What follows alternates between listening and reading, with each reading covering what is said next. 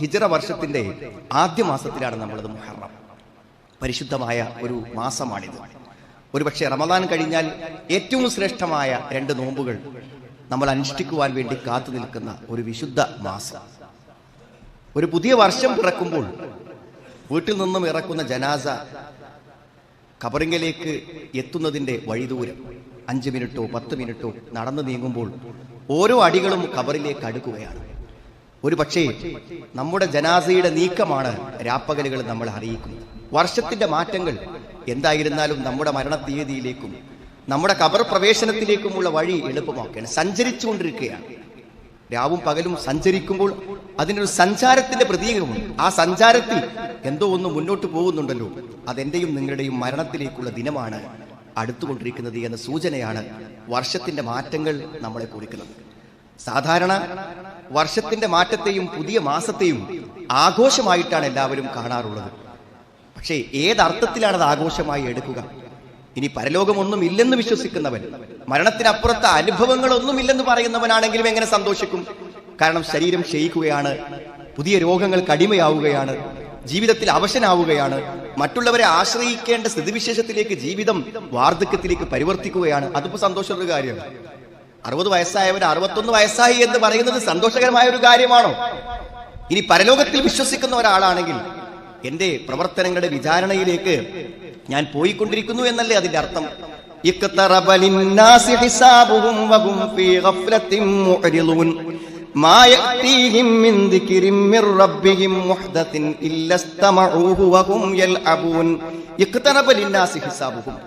ജനങ്ങൾക്ക് അവരുടെ വിചാരണ അതിലേക്ക് അവരടുത്തു വന്നുകൊണ്ടിരിക്കുകയാണ്. വിചാരണ അടുത്തു വന്നു. ഓരോ നിമിഷവും നമ്മളെ ആ വിചാരണയിലേക്ക് അടുപ്പിച്ചുകൊണ്ടിരിക്കുകയാണ്. വഹും ഫീ ഗഫ്ലത്തിൻ മുഅ്രിദൂൻ, അവർ അശ്രദ്ധയിലായിക്കൊണ്ട് തിരിഞ്ഞു കളയുകയാണ്. നാം ഒരിക്കലും അത് ആളുകൾ ഉൾക്കൊള്ളുന്നില്ല. ഞാനൊരു വിചാരണയിലേക്കാണ് നടന്നു പോകുന്നത്, പരലോകത്തേക്കാണ് എത്തുന്നത്, സ്വർഗ നരകങ്ങളിലേക്കാണ് ഈ പോക്ക് എന്നെ അടുപ്പിക്കുന്നത് എന്ന് യഥാർത്ഥത്തിൽ അശ്രദ്ധയിലാണ് ആളുകൾ. പുതിയ എന്തെങ്കിലും ഉത്ബോധനങ്ങൾ, അള്ളാഹു എപ്പോഴും ഓരോ ഉപദേശങ്ങൾ നമുക്ക് തന്നുകൊണ്ടിരിക്കും. പുതിയ പുതിയ ഉപദേശങ്ങൾ കിട്ടുമ്പോഴൊക്കെ അവരത് കേൾക്കുന്നുവെങ്കിലും എങ്ങനെയാണ് കേൾക്കുന്നത്? ബഹും യൽഅബൂൻ, അവരിപ്പോഴും കളിയിലാണ്. ഒരു ഗൗരവ ബോധം എന്തുകൊണ്ടോ ജീവിതത്തിൽ അവർക്ക് വന്നിട്ടില്ല എന്നാണ് പരലോകത്തെയും വിചാരണയും ഓർമ്മപ്പെടുത്തിക്കൊണ്ട് അള്ളാഹു നമ്മളോട് പറയുന്നത്. അതുകൊണ്ട് സുഹൃത്തുക്കളെ, ഒന്നും പാഴായി പോവുകയില്ല. നന്മയാണെങ്കിലും തിന്മയാണെങ്കിലും അത് നമ്മൾ കാണേണ്ടി വരിക തന്നെ ചെയ്യും. യൗമ തജിദു കുല്ലു നഫ്സിൻ മാ അമിലത് മിൻ ഖൈരിൻ മുഹ്ദറ വമാ അമിലത് മിൻ സൂഅ.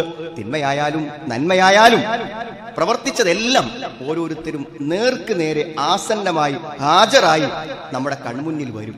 അങ്ങനെ കൺമുന്നിൽ വരുമ്പോൾ അങ്ങനത്തെ ഒരു വരവിനെയോ ഒരു വിചാരണയെയോ തന്റെ പ്രവർത്തനങ്ങൾ തന്റെ മുന്നിൽ വന്ന് പെടുന്നതിനെയോ ആഗ്രഹിച്ചിട്ടില്ലാത്ത, വിചാരിച്ചിട്ടില്ലാത്ത, അതിനുവേണ്ടി ഒരുങ്ങിയിട്ടില്ലാത്ത മനുഷ്യൻ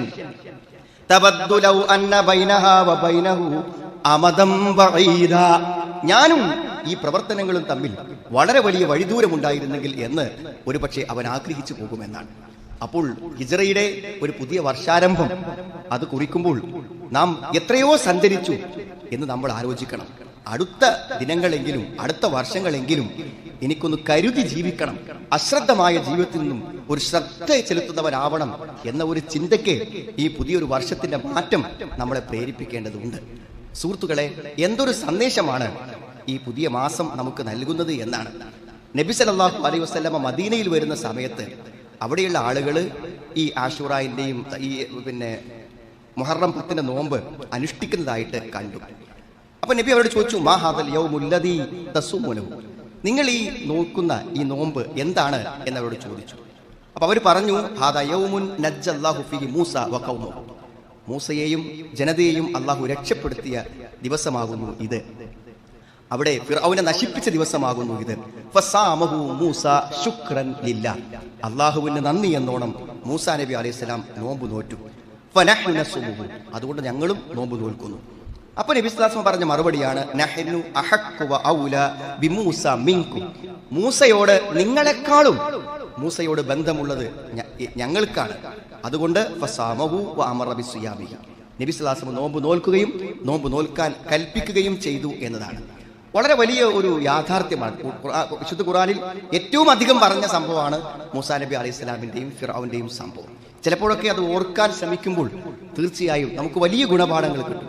അതായത് പ്രതീക്ഷയില്ലാത്ത പല കാര്യങ്ങളിലും അള്ളാഹുവിന്റെ വാക്കുകളിൽ വിശ്വസിക്കുമ്പോഴുണ്ടാകുന്ന ആ മാനസികമായ ദൃഢതയാണ് അതിലുള്ളത്. കാരണം കടലിന്റെ ഭാഗത്തേക്കാണ് പോണത്. എവിടുന്ന് ഫിർഔൻ പിന്നാലെ കൂടുമ്പോൾ കടലിന്റെ ഭാഗത്തേക്കാണ് പോണത്. കടലിന്റെ ഭാഗത്തേക്ക് പോയാൽ കടൽ വരെയല്ലേ പോകാൻ പറ്റുള്ളൂ. പക്ഷെ അള്ളാഹുവിന്റെ കൽപ്പന ഉണ്ട്, അണ്ട് പോയിക്കോളും. അതുകൊണ്ട് അവിടെ കടലാണെന്നതോ രക്ഷപ്പെടാനുള്ള സാധ്യതകൾ കുറവാണെന്നതോ ആ പോക്കിന്റെ വീര്യം ചോർത്തിക്കളഞ്ഞില്ല. ഒരു രക്ഷയ്ക്ക് വേണ്ടി ഓടുമ്പോൾ ഒരിക്കലും അവിടെ രക്ഷയ്ക്ക് മാർഗങ്ങൾ ഉണ്ടാവില്ലെന്ന് ഒരിക്കലും വിശ്വസിച്ചില്ല. പക്ഷേ അവിടെ എത്തുമ്പോൾ വഴി കാണുന്നില്ല, കടലാണ് കാണുന്നത്. അപ്പൊ കടൽ കണ്ടപ്പോൾ മൂസാ നബി അലൈഹി സ്വലാമിന്റെ ഒപ്പുള്ള ആളുകൾ പറഞ്ഞു, ഫലമ്മാ തറാഅൽ ജംആനി ഖാല അസ്ഹാബു മൂസാ ഇന്നാ ലമുദ്റകുൻ.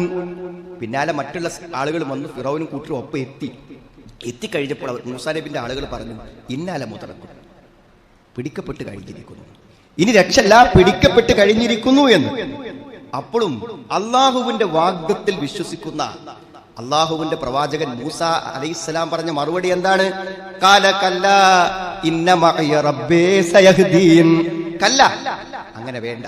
ഇന്ന മഅയ റബ്ബി സയഹ്ദീൻ, എന്റെ കൂടെ എന്റെ റബ്ബുണ്ട്, അവൻ എനിക്ക് വഴി കാണിക്കും എന്ന് മൂസ നബി അലൈഹിസ്സലാം പറഞ്ഞു.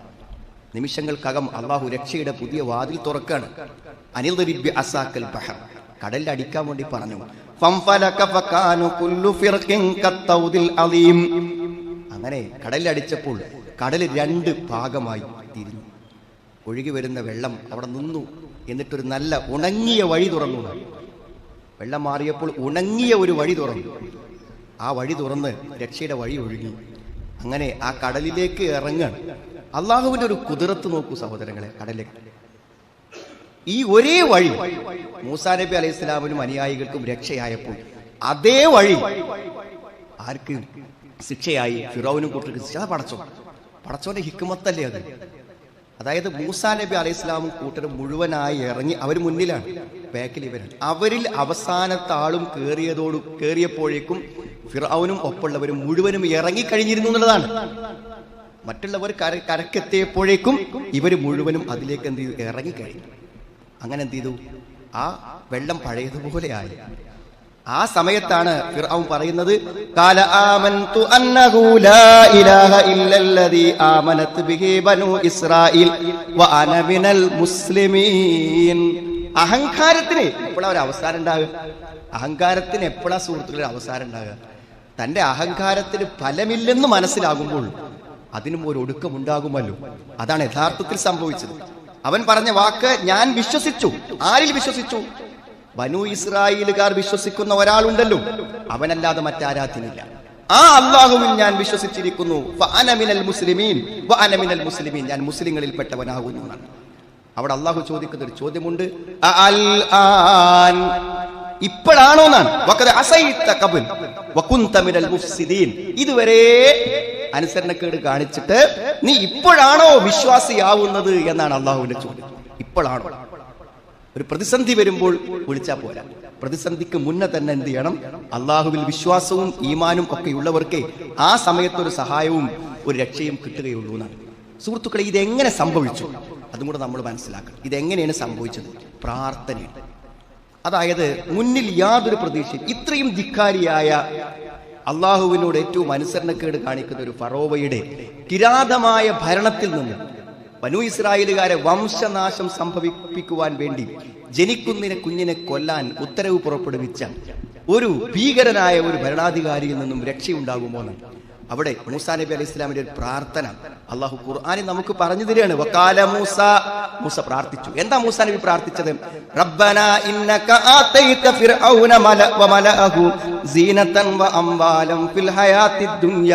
റബ്ബേ, നീ നൽകിയിരിക്കുന്നു ഫിർഔനിനും അവന്റെ പ്രമാണിമാർക്കും അവന്റെ കൂടെയുള്ള പ്രമുഖന്മാർക്കും നീ നൽകി സീനതൻ വഅംവാലൻ ഫിൽ ഹയാത്തിദ് ദുനിയ, ഭൗതികമായ സൗകര്യങ്ങളും അലങ്കാരങ്ങളും ഒക്കെ നീ അവർക്ക് കൊടുത്തു.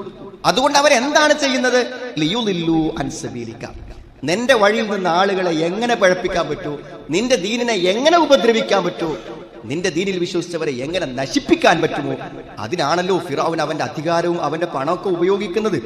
അതുകൊണ്ട് റബ്ബേ റബ്ബന തുമിസ് അലാ അംവാലിഹിം വഷ്തുദ് അലാ ഖുലൂബിഹിം ഫലാ യുഅ്മിനു ഹത്താ യറവുൽ അദാബൽ അലീം.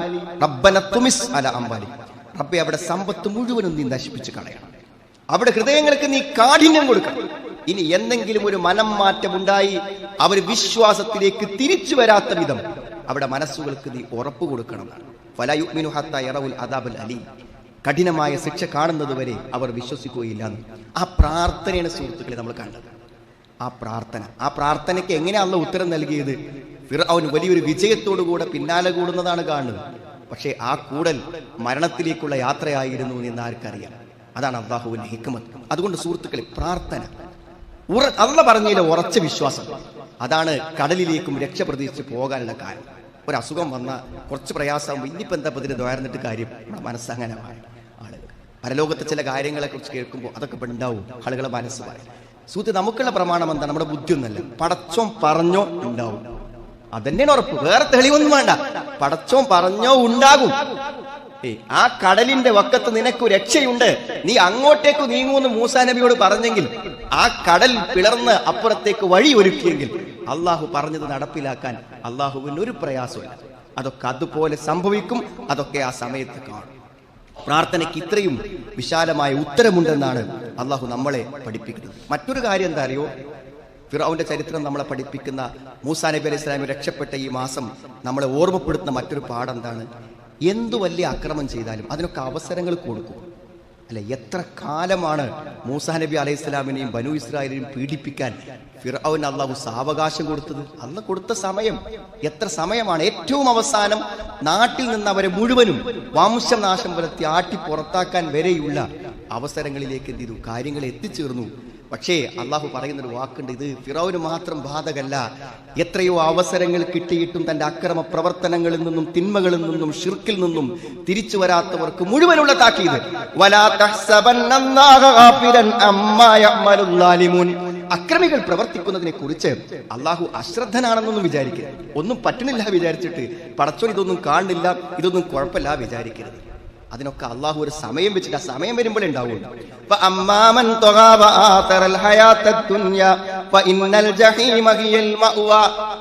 എന്തായിരുന്നാലും തെറ്റായ പ്രവർത്തനങ്ങൾക്കും അതിക്രമങ്ങൾക്കും ഒരു നരകം അള്ളാഹു ഉണ്ടാക്കിയിട്ടുണ്ട്. നല്ല പ്രവർത്തനങ്ങൾക്ക് ഒരു സ്വർഗം ഉണ്ടാക്കിയിട്ടുണ്ട്.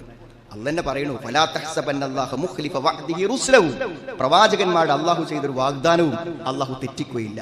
ഇന്നല്ലാഹ അസീസുൻ ദുൻതിഖാം, അള്ളാഹു പ്രതാപശാലിയും ശിക്ഷാ നടപടികൾ സ്വീകരിക്കുന്നവരുമാകുന്നു എന്ന് ഭൂമിയിൽ നടന്ന എല്ലാ അക്രമങ്ങളെയും ലിസ്റ്റ് ചെയ്ത് അതിന്റെ ആളുകളെ കൃത്യമായി വിചാരണയ്ക്ക് കൊണ്ടുവന്ന് കണക്കൊത്ത പ്രതിഫലം പടച്ചവൻ ഒരു നാൾ കൊടുക്കും. അതുകൊണ്ട് ഇവിടുന്ന് എന്തെങ്കിലുമൊക്കെ ചെറിയ വിദ്യകളും തന്ത്രങ്ങളും സ്വാധീനങ്ങളും ഉപയോഗിച്ച് രക്ഷപ്പെട്ടതുകൊണ്ട് ആ അക്രമങ്ങൾക്കൊന്നും ഇനി ഒരു പരിണിതി ഇല്ലാന്ന് വിശ്വസിക്കണ്ട എന്നാണ് അതുണ്ടാകുക. ആകാശവും ഭൂമിയും മാറ്റപ്പെടും. ഇന്ന് കാണുന്നതല്ലാത്തൊരവസ്ഥയിലേക്കും ഈ ഭൂമിയും ഈ പ്രപഞ്ചവും മാറും. അധികാരസ്ഥനായ ആധിപത്യമുള്ളവനായ ഏകനായ അള്ളാഹുവിന് വേണ്ടി എല്ലാവരും ഭൂമിയിൽ നിന്ന് പുറത്തു വരും. ഇതുവരെ ഭൂമിയിലുള്ളവർ മുഴുവനും എന്ത് ചെയ്യും? ആ പുതിയ മാറ്റത്തിൽ പുറത്തേക്ക് വരും. അപ്പോഴോ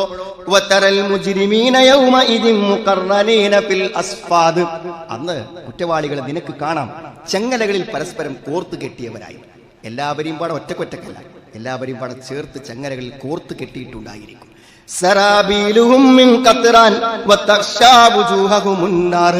അവർക്കൊരു കുപ്പായമുണ്ടെന്ന്. ഖത്റാൻ, അത് ടാറ് കൊണ്ടാണ് ആ കുപ്പായം. എന്തിനാ ടാറിന്റെ കുപ്പായം? നരകത്തിന്റെ ചൂടിൽ അവർ ഉരുകുന്നതിന് വേണ്ടി. അവിടെ മുഖത്ത് തീ മൂടിയിരിക്കും, തീ കൊണ്ട് കവചമുണ്ടാകും അവിടെ മുഖത്ത്. ഓരോരുത്തരും ചെയ്തതിനുള്ള പ്രതിഫലം അവർക്ക് നൽകുന്നതിന് വേണ്ടി. അള്ളാഹു പെട്ടെന്ന് വിചാരണയ്ക്ക് എടുക്കുന്നവനാകുന്നു. എന്തിനാണ് ഈ താക്കീത്? ഇത് ജനങ്ങൾക്കുള്ളൊരു മുന്നറിയിപ്പാണ്. ഇപ്പൊ എന്തെങ്കിലുമൊക്കെ ചെയ്താൽ അതിനൊന്നും ഇപ്പൊന്നും കാണുന്നില്ലെങ്കിൽ ഇനിയൊന്നും ഉണ്ടാവില്ല വിചാരിക്കരുത്. കാരണം ഈ ലോകം ഇങ്ങനെ നിൽക്കില്ല. ഇതിനൊരു മാറ്റം അള്ളാഹു വരുത്തുന്നത് ഈ ഭൂമിയിൽ ജീവിച്ച മുഴുവൻ ആളുകളെയും നന്മ തിന്മകളെ വിചാരണ ചെയ്യാൻ വേണ്ടിയാണ്. അതൊരു താക്കീതായി മനസ്സിലാക്കിക്കൊള്ളൂ എന്നാണ്. വലിയഅലമു അന്നമാ ഹുവ ഇലാഹും വാഹിദ് വലിയദ്ദക്കറ ഉലുൽ അൽബാബ്.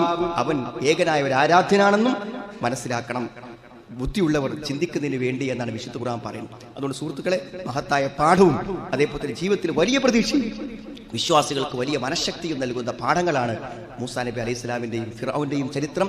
അതിന്റെ ഓർമ്മകളാണ് ഈ മുഹറത്തിൽ. എന്തിന് വർഷാവർഷങ്ങൾ അള്ളാഹു ഓർമ്മപ്പെടുത്തുന്നു? അള്ളാഹുവിന്റെ മഹത്തായ അനുഗ്രഹങ്ങളെ, പൂർവിക പ്രവാചകന്മാരുടെ ചരിത്രങ്ങളെ എല്ലാം നമ്മുടെ മനസ്സിലേക്ക് വരുന്നത് പുതിയ വഴിയും മനസ്സമാധാനവും മനഃശക്തിയും പ്രതീക്ഷയും നമുക്ക് നൽകുന്നതാണ്. അള്ളാഹു എല്ലാ ദുരന്തങ്ങളിൽ നിന്നും എല്ലാ പ്രയാസങ്ങളും നമ്മളെ കാത്തുരക്ഷിക്കുകയും നരകത്തിന്റെ ഭയാനകത്തിൽ അള്ളാഹു നമ്മെ എല്ലാവരെയും രക്ഷപ്പെടുത്തുകയും ചെയ്യുമാറാണ്.